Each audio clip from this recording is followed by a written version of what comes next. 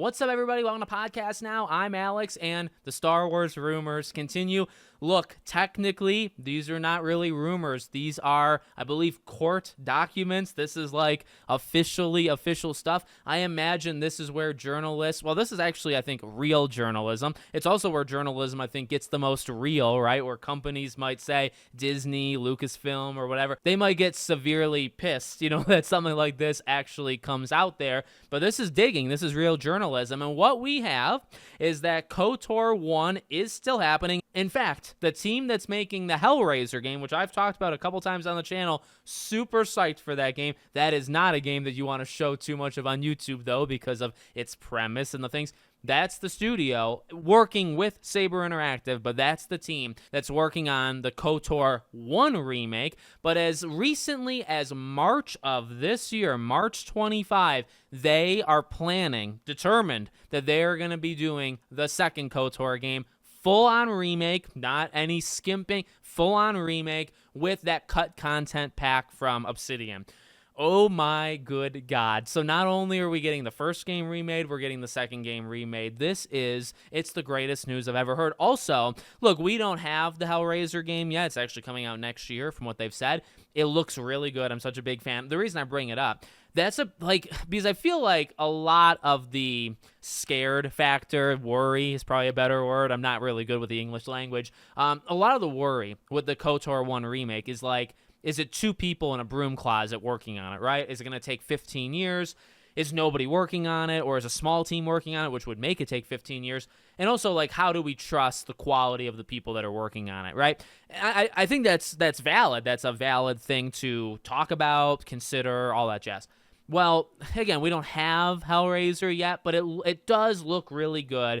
And I like Saber. Saber is kind of one of those underrated, like, they just keep chugging along. They got like 15 different studios, 15 different games. They're a really good kind of middle tier, publishing, company, the factory you could even call. No, I mean, they're pretty freaking good, honestly. They're not incredible. I don't know if the KOTOR remake would be considered, say, the greatest remake of all time, but could it at least come out and be a respectable game that a lot of people do like? Maybe not even love, maybe not adore, but they really like it. 100%. And I think they're a good match for it. I think they're a really good match for it. And then, again, for the team to do Hellraiser, we'll see how that goes. But I think that's a talented team, or at least they seem talented so far. So it does so many things because it's like, all right, it's still in the works. I believe, well, I don't know if they're tied together, like the March thing. The March thing confirms the KOTOR 2 remake, right? I don't know if that means that the KOTOR 1 remake is also confirmed as of March.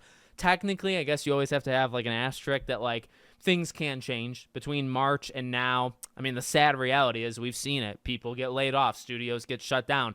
I don't think that's happened, but it can, like, just because it was in the works, or even if it was, say, a couple months ago, does not mean it has to be going into next year. But the main takeaway, it seems, is that the first game is okay. It's happening. It's got a solid team behind it. And by the way, people, like human beings, more than maybe one or two of them, that are, again, working outside of some, like, Harry Potter situation going on. So that's all good. And then here's the thing. If they're thinking about doing a second game, not even thinking about, they're determined, and they are doing the second game remade with all the cut content. If they're going to do that, they have to do the first game. It has to be a priority. That's probably the word I've been dancing around. I can't, think of certain words. It's got to be the priority of, Saber, one of their pillars, right? You're not doing the second game if you can't even successfully get out the first. So, tack this on. By the way, we just talked about it yesterday, right? The Star Wars game rumor ends with The Old Republic. Can you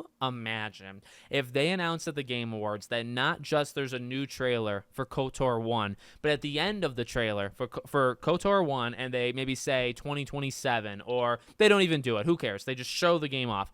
Could you imagine at the end they do like kind of what they did in the first game, right? Or for the first game, like a 30-second, it's just one individual, that's it, right? One time. Can you imagine if they just do a 30-second tease and say, oh, second game's happening as well? Oh my God. I really get excited thinking about those possibilities. I hope that's true. And again, it's about, well, it's not even hoping it's true. A lot of it is true. It's just, is it still true now?